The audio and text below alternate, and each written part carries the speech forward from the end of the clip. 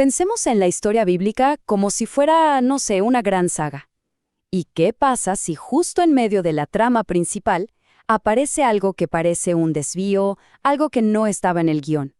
Bueno, de eso se trata un debate teológico fascinante.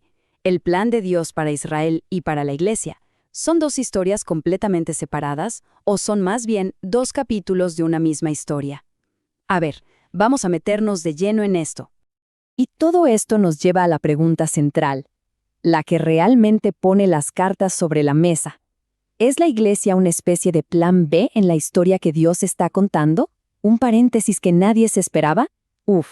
La respuesta a esa pregunta tiene unas implicaciones enormes para cómo entendemos el propósito de todo, de verdad.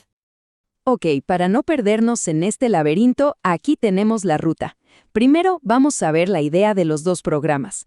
De ahí saltamos a la visión más clásica, la del paréntesis profético.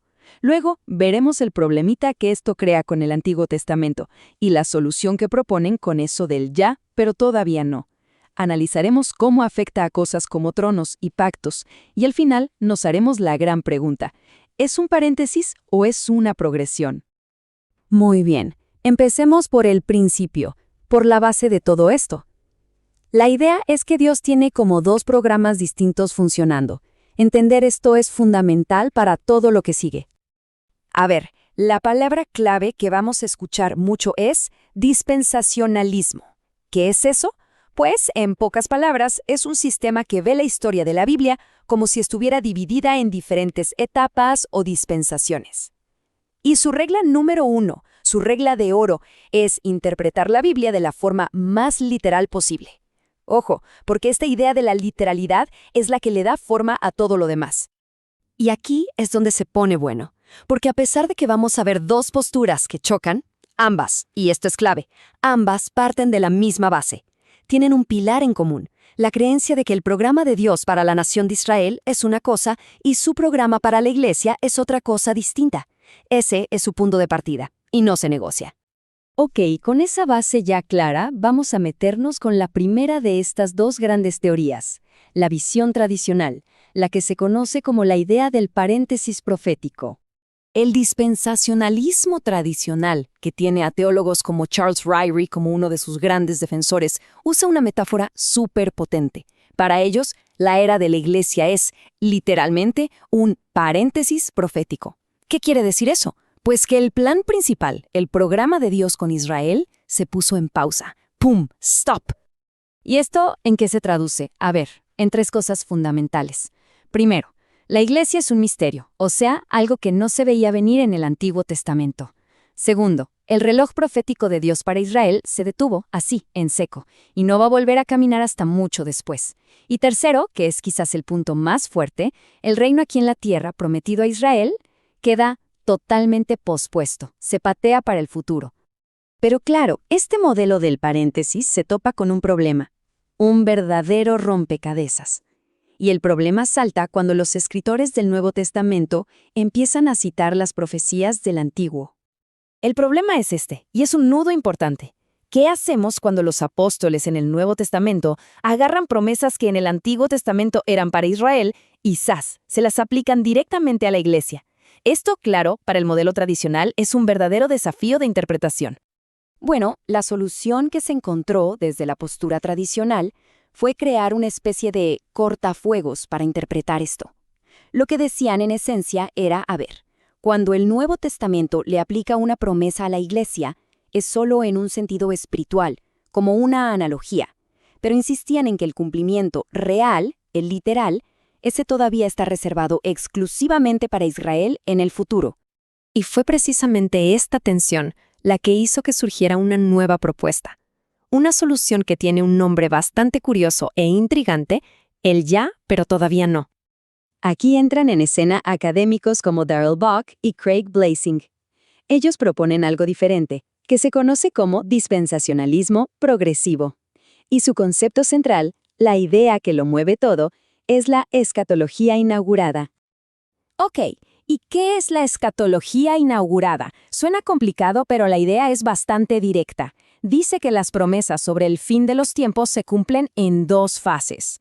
Una parte ya comenzó de manera espiritual, pero la otra parte todavía no se ha completado, la parte física. Es exactamente eso, el paradigma del ya, pero todavía no. A ver, para que quede más claro.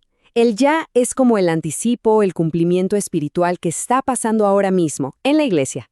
Y el todavía no es el evento principal, la consumación física, literal, de esa misma promesa, que va a pasar más adelante. No es que una cosa anule la otra, sino que es una secuencia. Primero el anticipo, luego el cumplimiento total.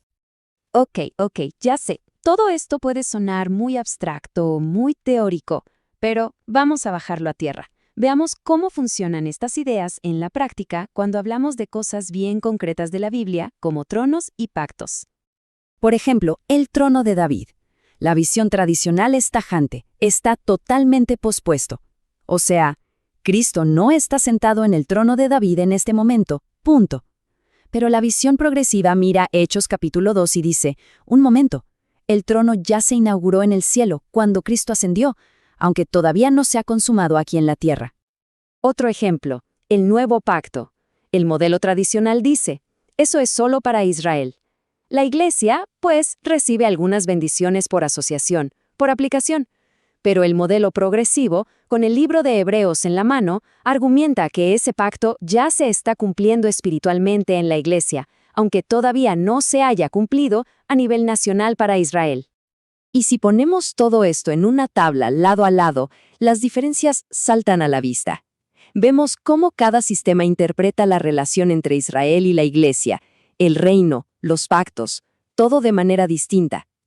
Es un juego constante entre totalmente pospuesto por un lado y ya inaugurado, pero todavía no consumado por el otro. Bueno, ya vimos las dos grandes posturas. Y todo esto nos lleva a la pregunta del millón, la más importante. Al final, ¿la iglesia es un paréntesis o es una progresión? Y, sobre todo, ¿por qué debería importarnos esto? Miren, el meollo del asunto es este. La visión del paréntesis básicamente dice que la iglesia es como un desvío, una pausa en el plan principal de Dios que era con Israel.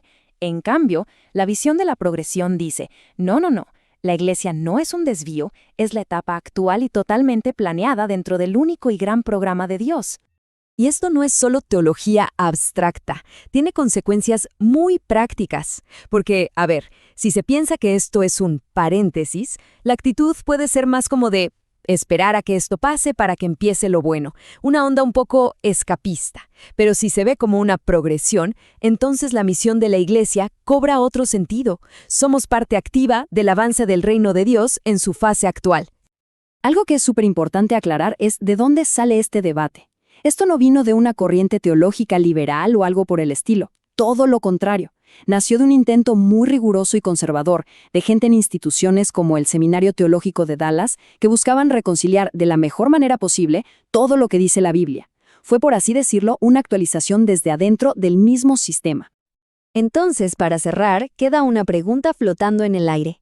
¿Cambia en algo la forma de ver el propósito en el mundo hoy si se piensa en la iglesia no como un paso al costado, sino como el siguiente paso hacia adelante en el gran plan de Dios? Ahí queda la reflexión.